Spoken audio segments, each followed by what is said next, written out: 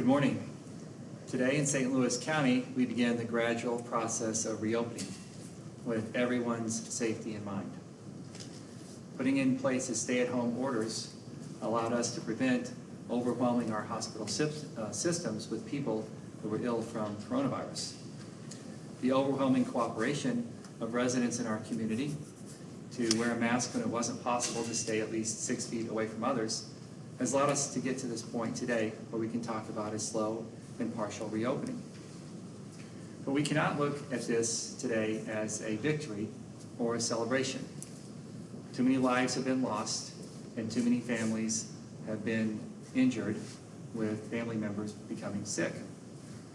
In fact, 335 individuals in St. Louis County have died from COVID-19 and another 4,000 have become sickened. So we cannot let this gradual and thoughtful reopening be looked at as a return to normal. It's really far from it. So we've worked with hospitals, public health officials, and municipal leaders, business leaders to come up with guidelines that will allow us to proceed on this partial reopening of some of our businesses in a safe and responsible manner. This pandemic has taken a devastating toll on our small businesses, and they desperately need a pathway to reopen. And many of them will be allowed to do so today. Restaurants and hair salons are only two examples. The federal government awarded St. Louis County $175 million of CARES grant stimulus funds, and we set aside $17.5 million for a small business relief program. You can follow the CARES grant spending on our transparency portal or tune in to the council oversight hearings once a week at our county council meetings. Because the interest has been so high on this small business relief program, we have extended the deadline to May 31st.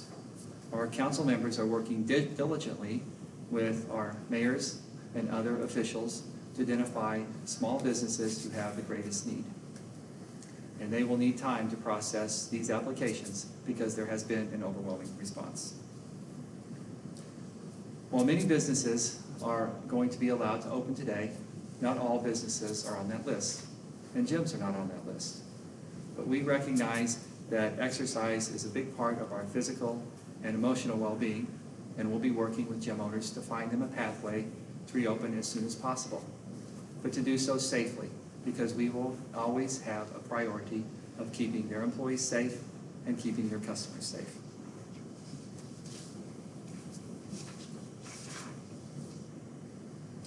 As more people return to work, more people will be using our daycares. In St. Louis County, we allowed our daycares to stay open to take care of the children of our essential workers. And statewide, over half the daycares were closed. Guidelines for our daycares are available at stlcorona.com, and we hope that our daycare operators will be following closely our public health regulations. Parents can log on to stlcorona.com and look at those daycare regulations as well, so they'll know what to expect when they're dropping off their kids.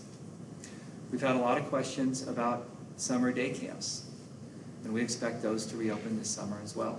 We'll have more guidelines on summer day camps later this week, but those will be very similar to daycares. We understand how important day camps are for enrichment for our kids, but also a place for kids to go when school's out in the summer. In this reopening, we will continue to expand testing. We are receiving more tests from the state, in addition to the ones that we are able to purchase for St. Louis County, and we will continue to aggressively compete to be able to purchase tests. In addition, testing is available in our community through private labs, through hospital systems, and through our federally qualified healthcare centers.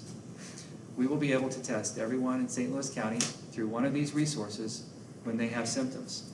And we will continue to provide testing for anyone who is asymptomatic and is in a high-risk population. With more testing in our community, we can expect the number of cases of COVID-19 to increase, and we'll be watching this very closely. The virus is still present in our community, it's still very contagious, and we need to be cautious as we return to this new normal. We will closely be monitoring the number of positive tests and the number of negative tests. We'll also be watching hospital admissions. This is one of the best monitors of how we're doing in the community with social distancing.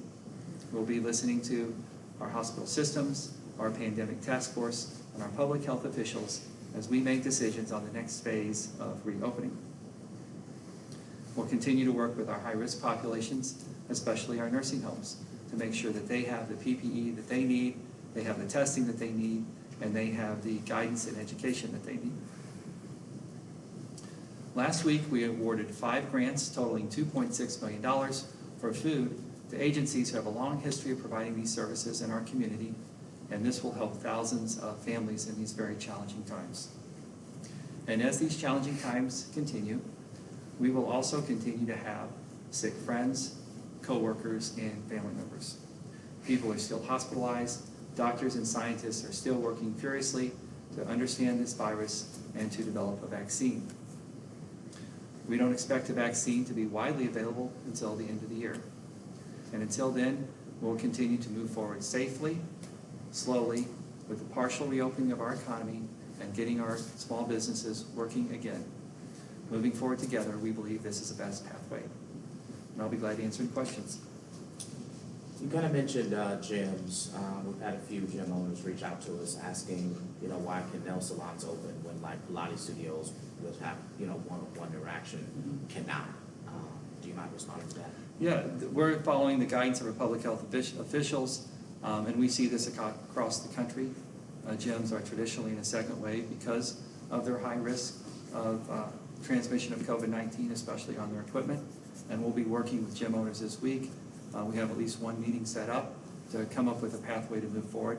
We're sensitive to their concerns, and we want to see them reopen too.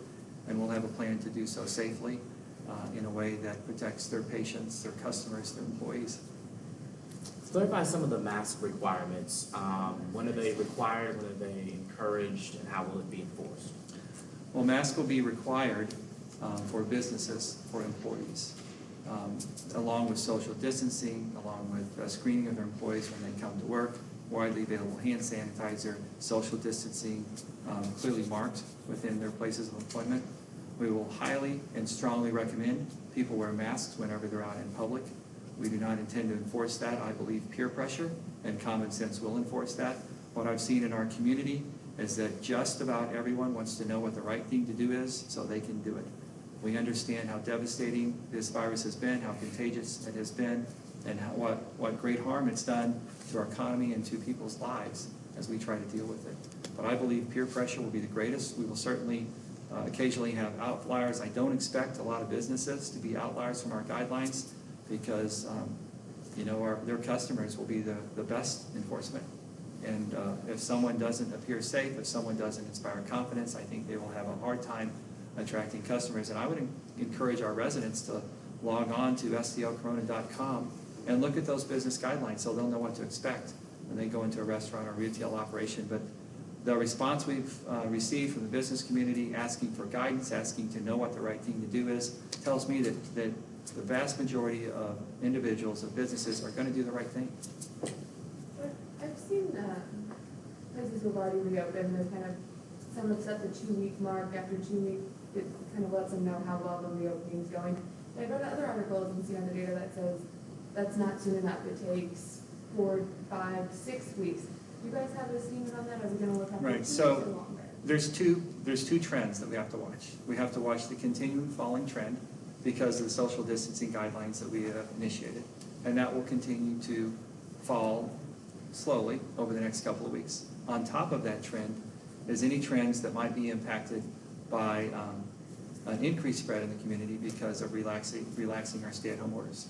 So this will be absolutely a test of how widely individuals in our community adopt social distancing policies, avoid crowds, wear masks when they're out in public, use hand sanitizer, wash your hands with soap and water, stay home when you're sick. All these things are important. So 2 weeks is about a good average. I think 2, maybe 3 weeks will kind of tell us where we're going. But we'll be watching our test results as we get much more testing available in our community, not just the positive tests, but the positive to negative ratio of tests. But the best marker right now is hospital admissions. So we'll be watching that hospital admission trend very closely. I think in 2 to 3 weeks, we'll have a good idea of how phase one is Right. going. Right. When do you expect to give guidance for nursing homes or lifting the lockdowns? Well, we've been giving guidance for nursing homes from the beginning, and we'll continue to do so. We have a high-risk task force that regularly communicates with nursing homes. We've provided PPE to over 50 nursing homes in our community, and we'll continue to help any of them that ask for help. That's a high priority for us because it's high risk. These are our family members, mothers and fathers and sisters and brothers who are in very difficult situations with chronic medical problems, living close together. This is a very high-risk environment, and that's why we're testing even asymptomatic people in nursing homes. One last question for you, because a lot of my coworkers they were planning to get married this year. And they want to know, obviously, 10 or fewer at this point when it comes to public things and in your home. Any idea when that could be loosened or kind of, expanded a little bit? I know it's still early, I know you all are tracking it, but any idea when that could be? Well, we'll look at expanding some of our guidelines in June, but large gatherings are the highest risk type of event. 1 or 2 individuals can spread the virus to hundreds or dozens, which will move very quickly in a community. And if we look historically across our country, that's how a lot of the catastrophes have developed in other communities. So we hope to get there. It depends on how widely accepted social distancing is and how this trend changes because of from the opening, this limited partial first step reopening. We'll be watching that trend very closely. We certainly respect the desire of folks that want to have normal weddings, and we'd like to get them there. That's a very important life event, and we'd like to see those be able to happen not entirely on video, which is how a lot of them have happened recently. Did you say, just to clarify, at this point, we have enough tests for everyone in St. Louis County who is showing symptoms to be tested? Yeah, so this week, we believe anyone who has symptoms will be able to get to a test if they want to be tested, which I think would be important. And through our network, through private labs, through federally qualified health centers, through the county public health department, through hospital systems, as we are getting more tests into place, we believe that folks with symptoms, regardless of whether or not they are high risk, should be able to get a test so they'll know whether or not they need to be isolated or they can move on with the rest of their life. That's a very important marker of progress. And then being able to test asymptomatic people in high-risk populations, we're already doing some of that. We will increase that. That testing is important too. So the amount of tests that are in the possession of St. Louis County Department of Public Health is part of this equation. The tests that the state sends us as part of this equation, they're sending us more tests this week, but also the tests that are already available in the community, that's part of the equation as well. And we have a lot of the testing in St. Louis County is done through federally qualified health centers, through private labs, through urgent care centers, and through hospital systems, in addition to what St. Louis County does. Sam, we have a series of questions. The St. Louis American is asking, what are the guidelines for open air events, including farmers markets and food trucks?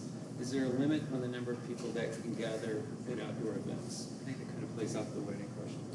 Yeah, outdoor events are certainly less risk than indoor events, but still crowds and outdoor events are a challenge. We still want people to social distance at those farmers markets. We want them to have masks on. It still is a possibility for transmission. But I would treat those events like treat a grocery store, avoid crowding, social distancing, wear a mask. Is there a limit on the number of people who can gather at the outdoor events? Well, it's hard to limit someone in an open space without walls. I would just recognize that you want to use social distancing, follow guidelines, avoid crowds as much as possible, don't have intentional gatherings, get into an event like that and get what you need and move on. Some early childhood education providers are concerned they don't have sufficient PPE and cleaning supplies. They're asking for support, short-term as well as long-term. Is the county in a position to do that, or are they doing that? Yeah, I think we're already working with some childcare providers, some daycare providers, and I think we'll continue to do that. If they can't get PPE, then you know, we should be in the position to help them. And that's one of the things that we'll be doing to help daycares. And then for Channel 5, we have a couple questions. With some of the businesses reopening, does the enforcement mechanism change? That is, if a police officer drives by and sees a gathering that's clearly violating the restrictions, would misdemeanor violations be handed out? If so, to whom? Or would the enforcement not be done on the spot? Well, I think initially we would treat this like any other episode of bad judgment that a police officer would witness. And I would imagine that they would say, hey guys, you want to be safe? But you know, we are aware that there's some groups out there that are looking for confrontation around this, and we're just not interested. I think it will continue to be difficult to find large groups of people with bad judgment who want to come together. The vast majority of people in our community just want to know what the right thing is to do, what the safe thing is to do, and to be safe for themselves and be safe for the people around them. So I think this will continue to be a rare event that we'll monitor on a case-by-case scenario. Let's go, one more question, also from Channel 5. You mentioned that the county is ordering saliva tests to replace the more invasive nasal test. Is there a timeline for when those will arrive, and is there any concern about the accuracy of those tests? Anytime there's a new test, there's always concern about accuracy, and that's why we'll perform a validation study. When those tests arrive, we'll do them simultaneously with the traditional nasopharyngeal swabs and make sure that they're accurate. But the saliva tests are new. They're coming onto the market, and I don't know the timeline for those to arrive. I just know that one of the responses to our bids was for saliva tests, and we're going to be trying to acquire them, competing with everyone else in the country, and to have them available in our community. I just have one question. I know that in some cities, like Kirkwood, for example, restaurant owners have come to the city and asked, hey, could we look at shutting down some streets in order to make it easier to social distance and space for tables? You all have requests like that from restaurants, and are you working with them to possibly do street closures to provide more space? I haven't heard of that, but I'm not involved in all the details of this. They may be talking to our health department. It sounds like an interesting idea and something that we could consider expanding outdoor seating. As long as we have adequate social distancing, I think those are all possibilities. Okay, thank you.